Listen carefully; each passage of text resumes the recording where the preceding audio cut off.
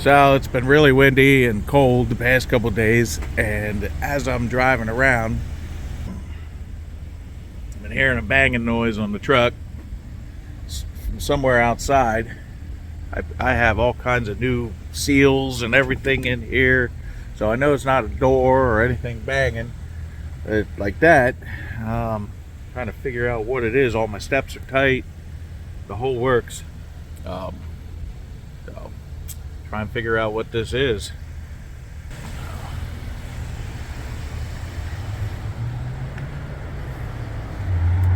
That's not hitting.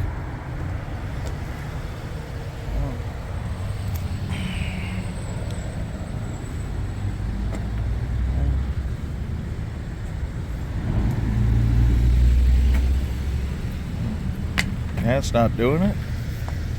Oh, we're fine. What's this? Oh, well, would you look at that? Oh, my laundry.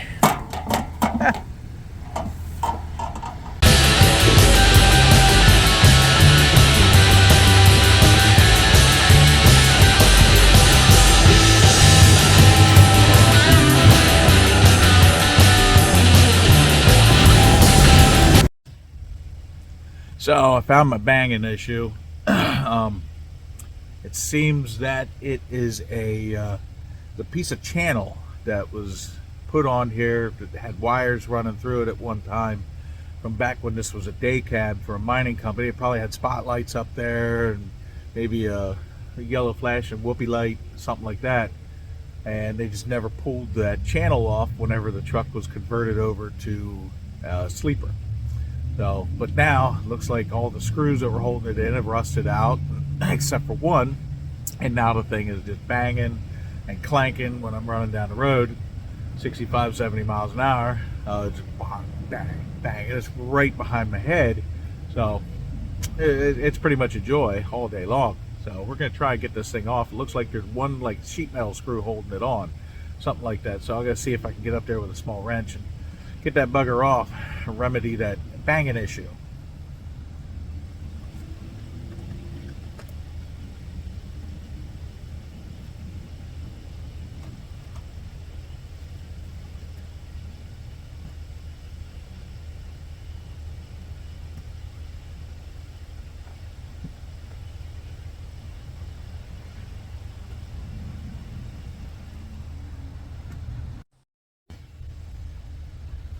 And trying to keep these videos together. But yeah, trying to grab a wrench so I can get up in there.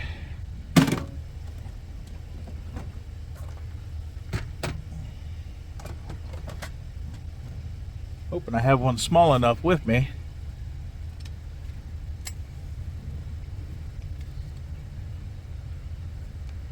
It's about 25 degrees, so handling tools is not really a joyous thing right now. They're cold.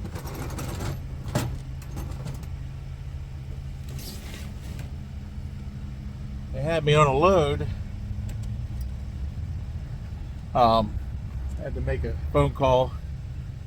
I don't work Saturdays or Sundays due to, trying to do stuff with my family and jackhammer. That's pretty great. But trying to do stuff with my family, and then Sunday with church and everything. Weekends are pretty important to me because I run pretty hard all week long. So they switched me around. I'm now picking up in Hagerstown and delivering to Hazleton this evening. Well, that'll work out better for me. So let's get this stupid thing off. Hopefully this wrench will work. Look at my butt. Oh my. Move you around here.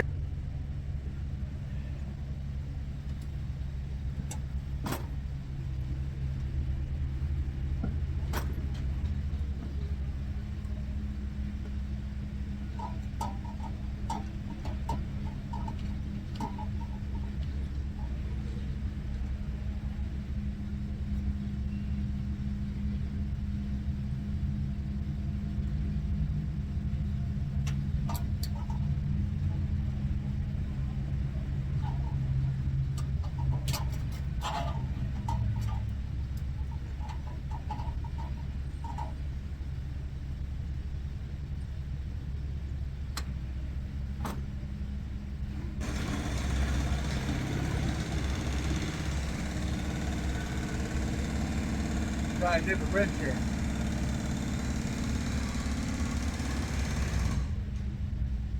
Kind of a pain because it's that.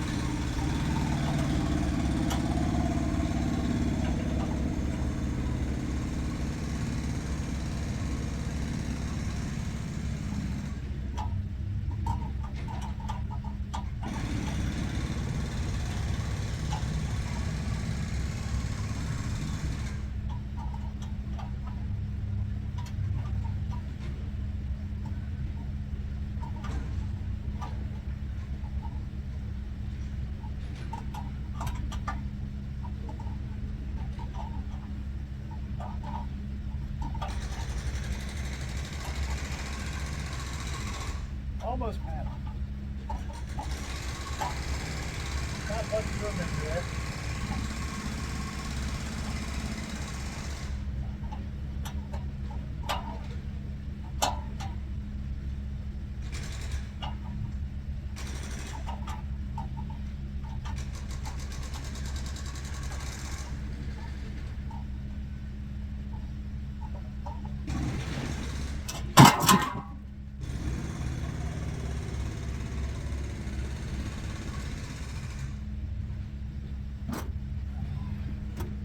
Well, we got it. Just this little sheet metal screw here holding it on.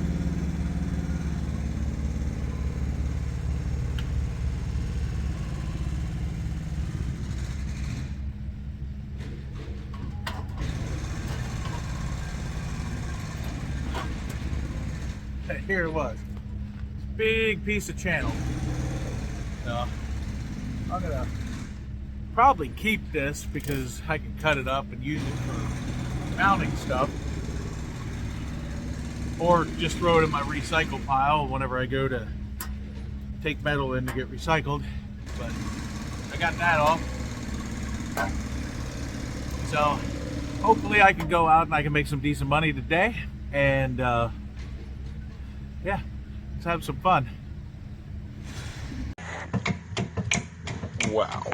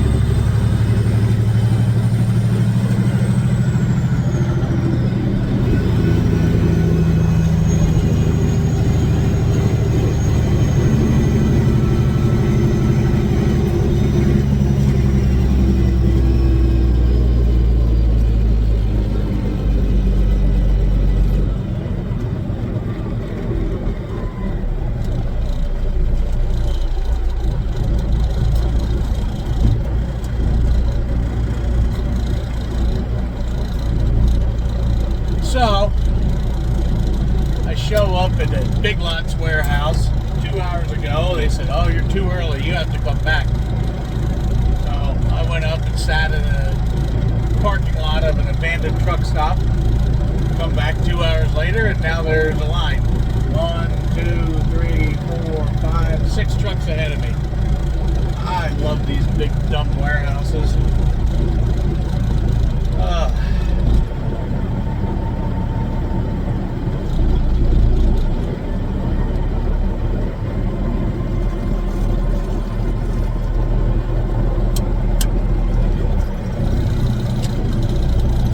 So much fun.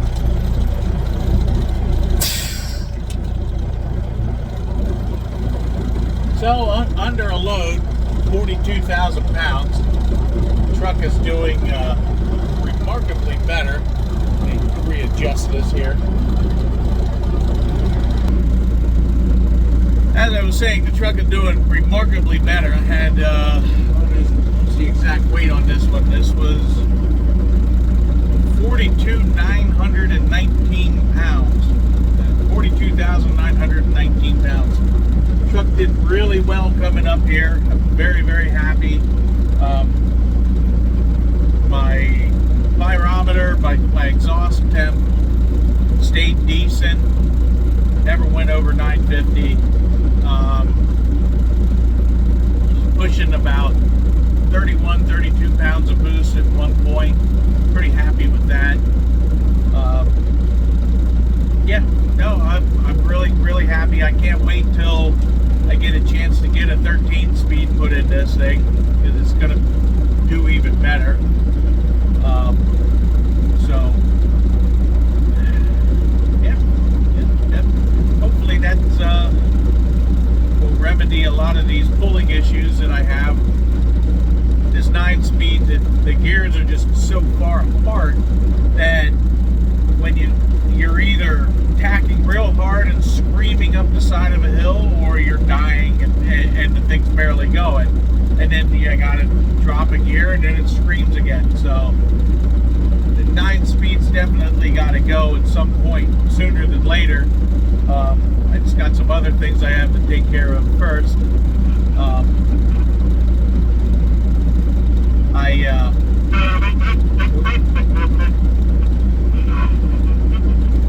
Put a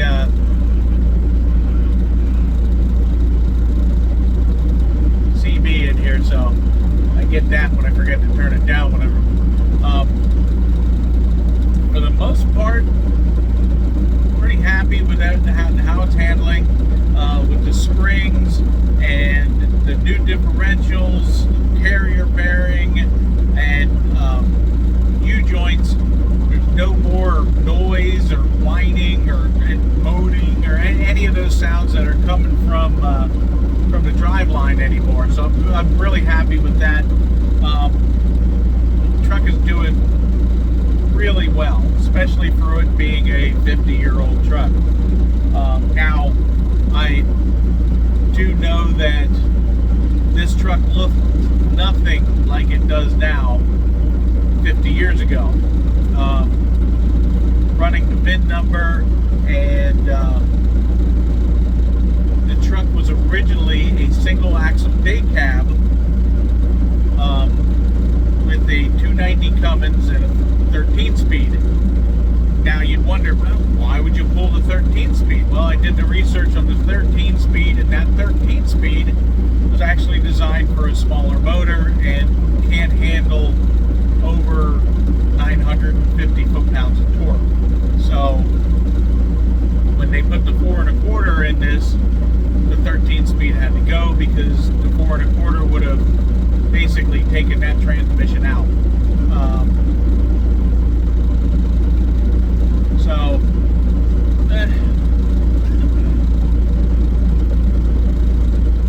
Now the 4 1/4 is now doing much better with the turbo and all that stuff, so I'm happy with that.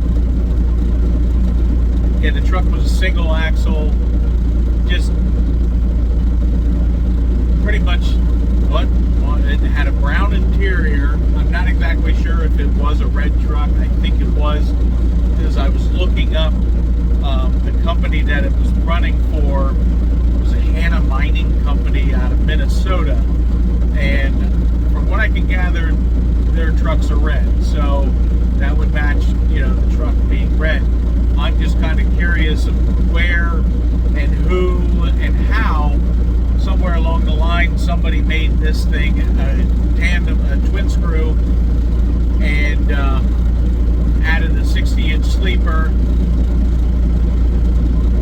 lengthened the frame. I'm just kind of curious of where any of that was done. I know there's some signs of stuff in this truck that it came from Lineville, Alabama,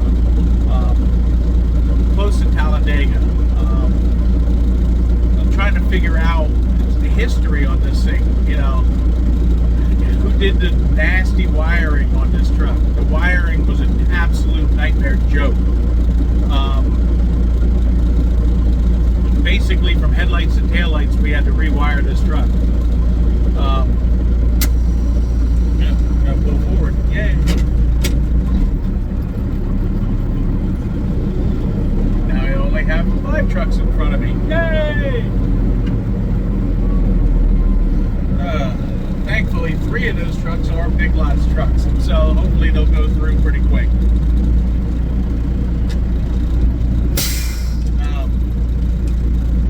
So yeah, I'm curious of where the 60-inch sleeper came from. The VIT interior that somebody put in.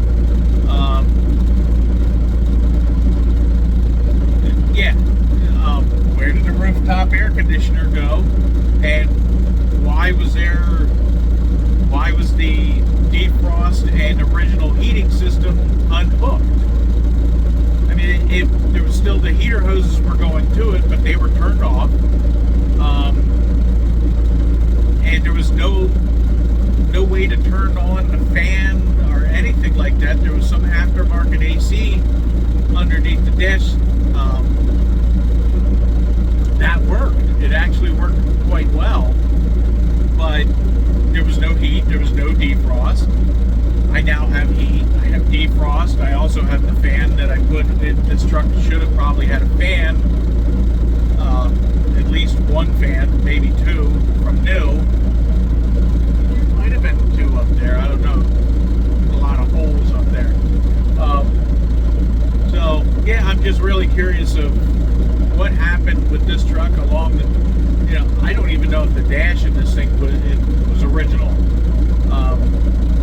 It had a differential lock in it, plus a 5th wheel slide. Well, on a single axle, you're not locking the differential unless it was locking it into a posi mode. I don't know, and most likely not sliding the 5th wheel. So really curious to know what from this truck is actually original. I'm almost half thinking it's only the cab because it has the VIN number, and that's down here on the plate, but it's also printed up in here,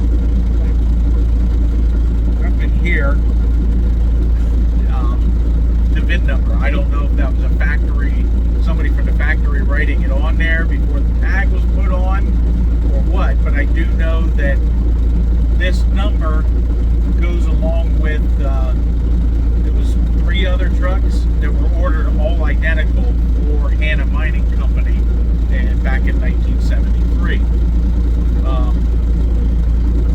So just really curious, but those are some interesting things that you find out when you're owning an older truck and trying to restore it while also working the truck. So hopefully I can play some Sherlock Holmes and find out some more information. I don't know. So let me give you a first impression on the turbo and the new gear ratio. This truck had 323s in it, and we swapped it over to 390s. Still have the 9-speed in it for now. Hopefully be changing in about a month and a half, 2 months to a 13-speed. So far, very happy.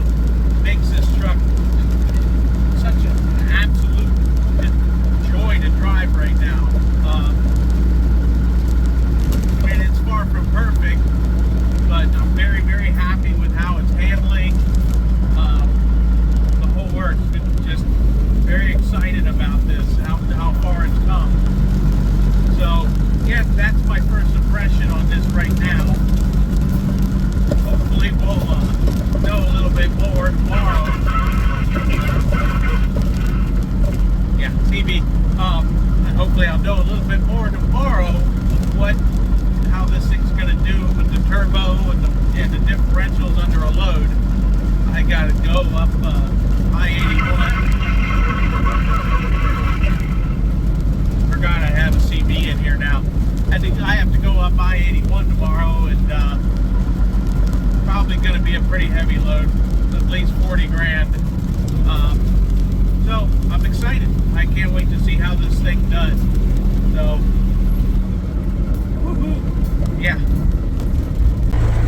I will say I'm very happy with these gauges, the boost gauge and the pyrometer. They work quite well. Pretty happy with the brand, Teltec.